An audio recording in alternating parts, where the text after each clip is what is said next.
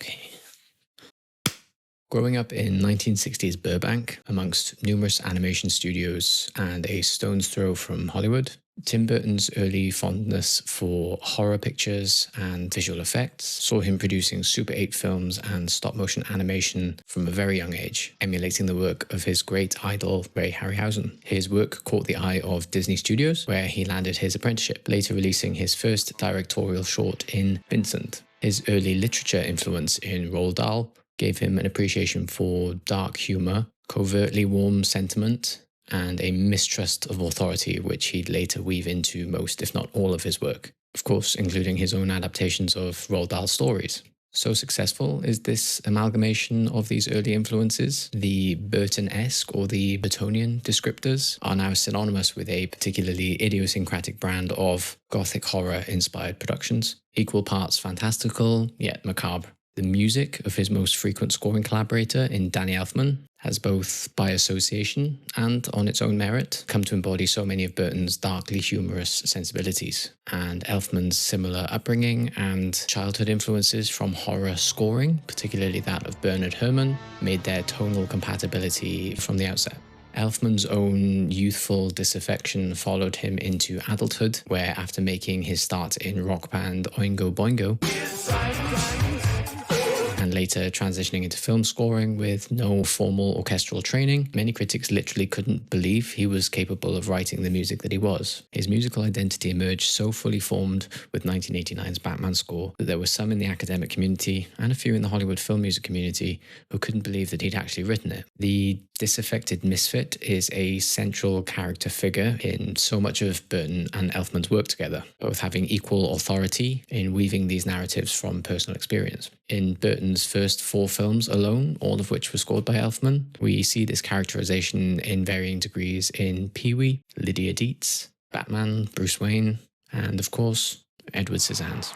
Burton has since stated it was largely autobiographical in nature, a take on the now archetypal oddball outsider figure, trying to fit in with the cordial and often cynically false veneer of the suburban American dream. Quite aptly for Edward's character, Elfman too was writing from a somewhat bittersweet perspective, having resigned himself to the potential that the film was going to flop after mixed reviews in test screenings.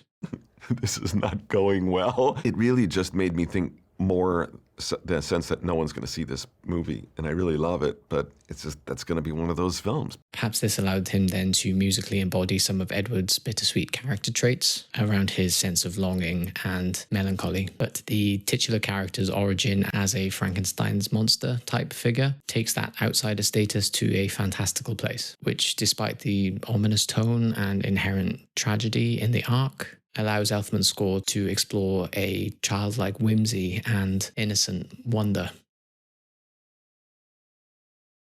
So much of what we initially consider as a Christmas movie is that surface-level hallmark caricature. A cozy, snowy aesthetic, a sentimental narrative around family, and, well, being set around the holiday. But a crucial aspect of many Christmas films is their engagement with darker thematic material, which add depth and relatability to the festive narrative. One recurring critique in these films since at least the 1980s is a growing sense of commercialism and consumerism around the festive period, which is a mirror in some sense of the disillusionment around the holiday that comes to befall every child who grows out of that festive excitement and that fading magic of innocent Christmases past. This universal loss of innocence then becomes a nostalgic emotional anchor in Christmas film. Through this, their cynicism of the commerciality of the holiday can be redeemed in some way by the journey of the characters emerging from those darker themes into a sentimentality free of irony, which that audience would either be unwilling or unable to attain without it. This redemption of disenchantment as a moral teaching has deep roots in classical literature and in the Christmas festive context, most importantly in Charles Dickens's Ebenezer Scrooge, a cold cynic whose redemption through gratitude and charity has perhaps become a more salient Christmas message than, Jesus is.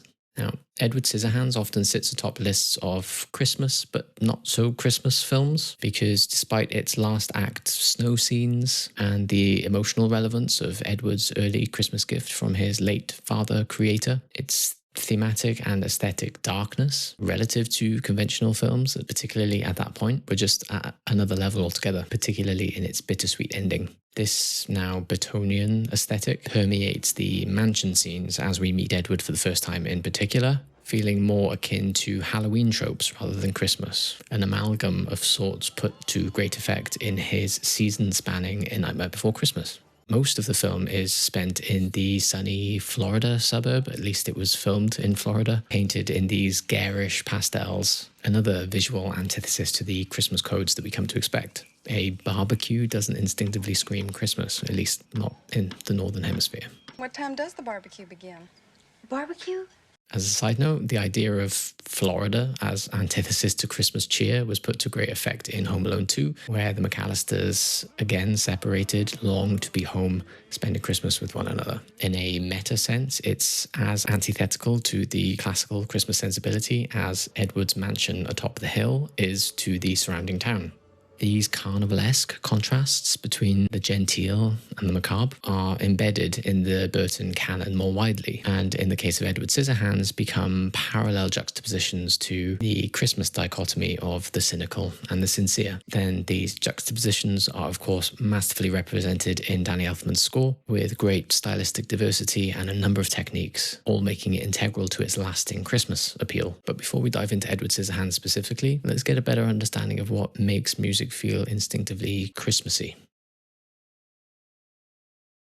As explored so well in the Sideways video essay on the Home Alone score, which I thoroughly recommend you watch and I'll link down in the description, the notion of Christmassy as a meaningful characteristic of music is a complex and nuanced mixture of historical trends and conventions and their generational reinventions through new forms of media over time. Most importantly though, powered by nostalgia. In perhaps its purest form, the musicality of Christmas has its origins in Christian worship, from plain chant to chorale, liturgical music, hymns, later carols. They all represent a vocalized reverence of Christ. So Christmas by its essence, let's say. The carols were then later popularized by the invention of the printing press, leading to the publication of music books, providing yet another iteration of a specifically vocally derived music in a festive context, and were the precursor in many ways to the contemporary Christmas song of the 20th century onwards. So vocal ensemble clearly has a deeply historicized cultural importance for our perceptions of Christmas-like sonorities. Through the evolution of orchestral music, its accompaniment to opera and later ballet, these sonorities started taking root in numerous compositions, religious and otherwise, and Tchaikovsky's The Nutcracker Suite, as explained by that Sideways essay, cannot be understated as a Christmas staple, first in the story's native Germany, then as a post-war export to the US. The ballet's recurrent prominence around the Christmas period has taken on its own sub-tradition of sorts, and has by association made it, its characteristics, and the iterative reuse and recycling of those characteristics in adjacent media to be perceived as Christmassy, so Christmas by association. Due to the generalized cultural hegemony of US-centric Christmas media, this then promulgated through the wider Anglosphere and beyond. It's inherently mimetic, functioning like a meme, which by repetition and reiteration gains associative meaning. Some of these characteristics in the Nutcracker include the illusions of iciness of metallophones like the celeste, the triangle, and the glockenspiel, along with wistful melodies in the choir in the Nutcracker tending to be in two-part harmony across third intervals. The dreamlike nature of the harp arpeggios or glissandi to evoke an air of fairy tale, alongside the kinetic excitement of trills and runs in high woodwinds and strings. The inherent youthful mischief found in chromatic-oriented pizzicato lines, and, though perhaps overlooked, is the requirement for darkness and danger as contrast, achieved through its minor modes, muscular brass, and militarized percussion. While not necessarily first introduced or pioneered by Tchaikovsky, they've certainly since become associatively significant through his use of them and through the Nutcracker's cyclical popularity and adaptations. This associative function also works in popular Christmas songs as well, where the surrounding pop trends of that era seep into the Christmas music of that time. A key example of this is the vocal style of many of the early Christmas ballads from the 1940s and 50s, where over its jazz-derived instrumentation, the warbling vocal arrangements in barbershop-esque close harmony gave such warmth and sentimentality to this wintry themed music. The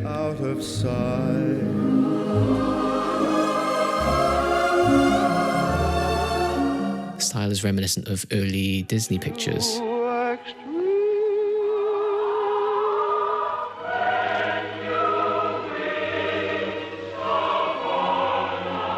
where that quintessential Disney chorus's permeation into millions of childhoods worldwide then becomes an inherently nostalgic quality, not just for the children of its originating era, but beyond, and therefore a powerful tool if compositionally redeployed for its evocations of innocence. Elfman, being known for his dark side of Disney, is certainly no stranger to these devices. Even if not intentionally and actively to invoke a direct Christmas association, Elfman used a wide spectrum of these Christmassy codes to musically portray the various wintry, tragic, but ultimately warm and redeeming qualities of Edward Scissorhands' narrative. The very first note of music we hear after the logos belongs to the celeste, or celesta, an instrument garnering much attention from Elfman in the majority of his scores.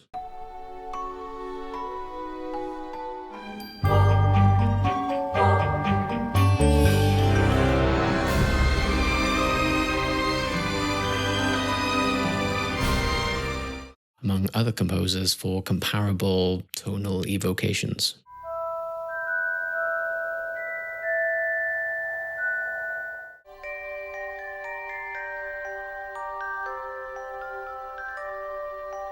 It was indeed Tchaikovsky who brought this instrument to initial prominence after the instrument's invention in 1891 in the Nutcracker Suite, most notably in The Dance of the Sugar Plum Fairy.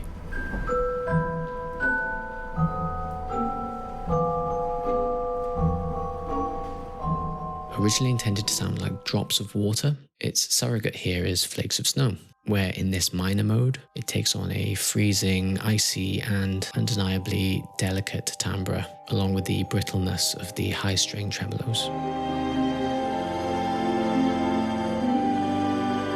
The women's choir bounds in, singing the simple, lilting melody in sixth intervals in two-part harmony. The stylistic foundation of the score is cemented very early on. The timbral qualities of this choir are used throughout Elfman's score and wider repertoire for their haunting and ghostly Gothic connotations, along with its epic, mythic, and sacrificial religious context in his superhero scores. But in Edward Scissorhands, it certainly aids that festive evocation due to the significance of the choral ensemble from religious music. Quite effectively, also, he does this with a boys' choir when underscoring Edward directly, providing a hugely poignant, lonely, and boyish innocence to Depp's characterization. The choir, along with its waltz-like 3/4 time signature, provides a kind of swung circular movement, helping to build that fantastical element, and alluding in some ways to the ice dance to come later on. Again, it's not without its precedent in other Christmas-adjacent scores, and then in turn not without inspiration from the Nutcracker Suite in its numerous choral waltzes, most notably the Waltz of the Snowflakes.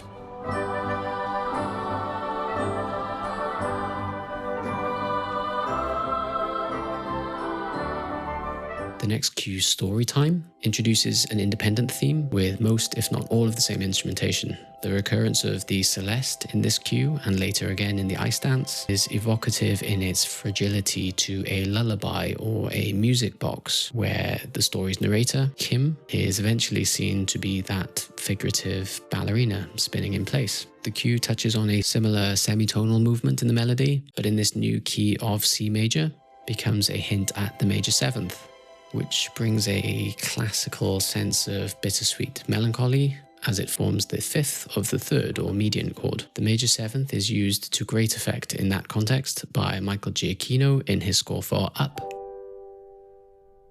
and in this nostalgic Christmas context in Alan Silvestri's score for The Polar Express.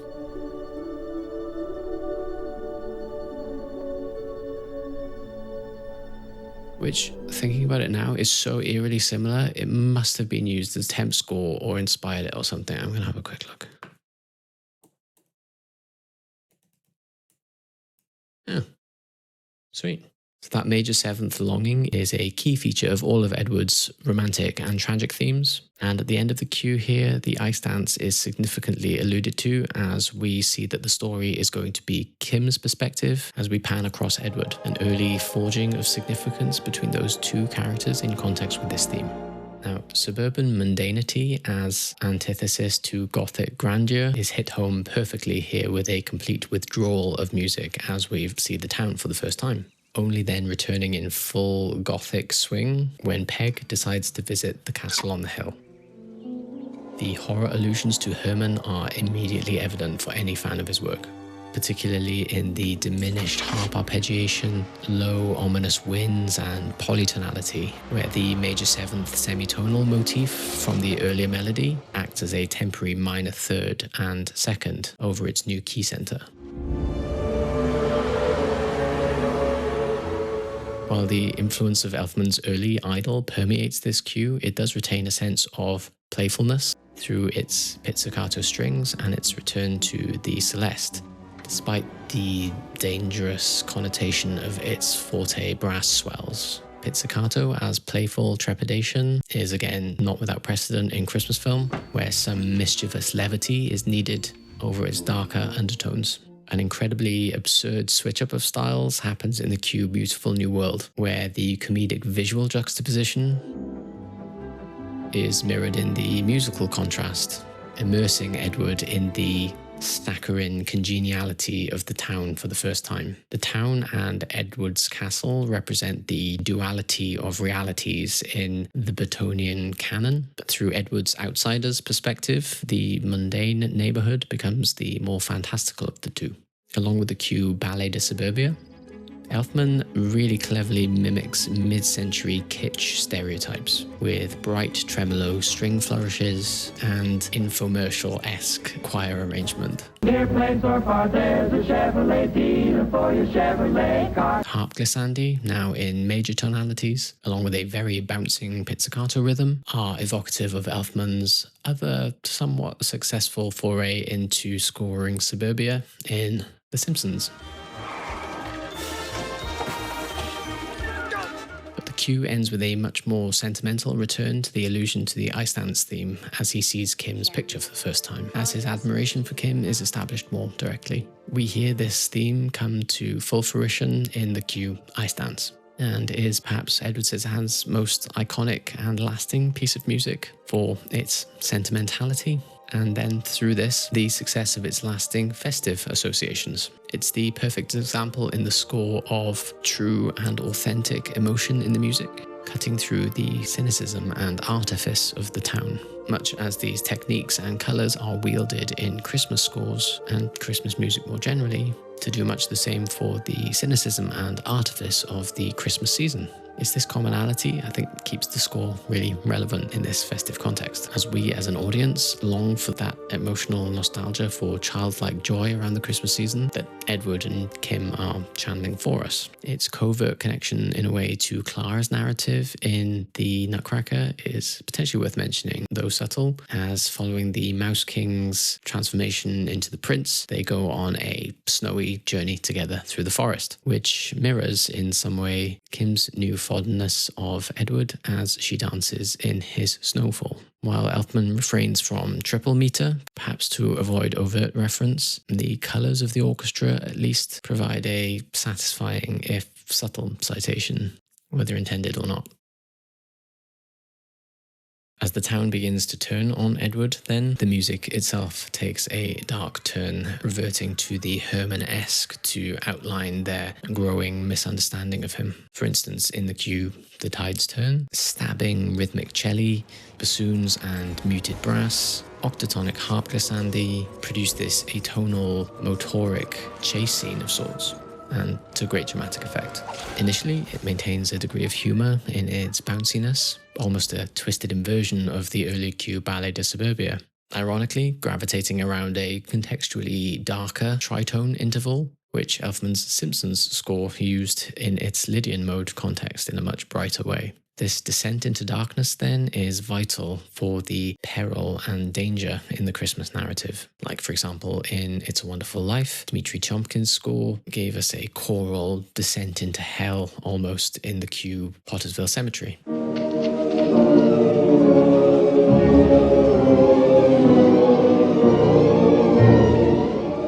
Through this low, the eventual high of its resolution provides the ultimate warming Christmas catharsis, which is equally vital for the Christmas narrative. Perhaps one of the darkest but simplest musical moments in the score accompanies the very sinister commentary on the disturbing ease at which people will turn on their neighbour and succumb to groupthink and light those figurative torches. The war veteran in the town who earlier in the film welcomed Edward to the community with such warmth and acted as a confidant around his infirmity now wants his head as much as the next simple townsperson.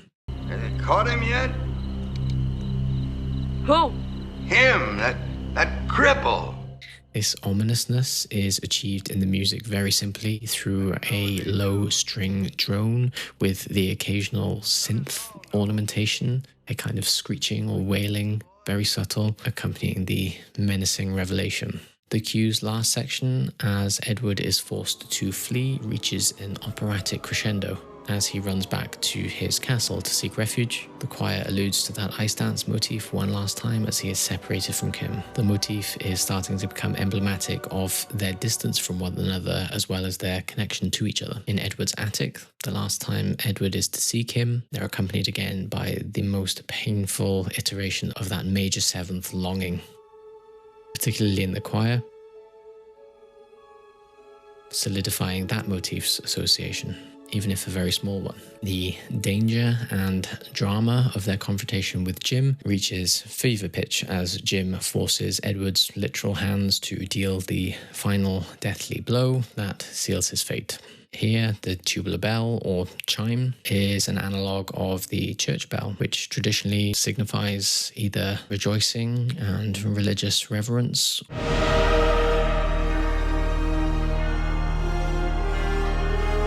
or a deathly funeral knell.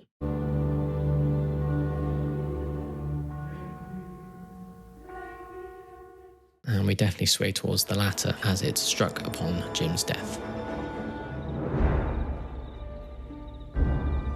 The final tragic tubular bell solidifying that death knell connection is struck as we cut to the old Kim. It's confirmed that their relationship was dead as soon as it started. The grand finale cue, an embellishment and conclusion of the ice dance theme, plays out over Kim's reminiscence for her love of Edward and the tragedy of his misunderstood character, and importantly, the hope she has that he's still up there somewhere. A return to the earlier cue, which described Edward and Kim's innocence and wonder, playing under Kim's nostalgia for that moment, is a beautiful means of creating that nostalgia in the audience for their earlier innocence in their simpler times. I think it's a key to the film's lasting appeal, if not as a Christmas film directly, at least as a Christmassy experience more generally.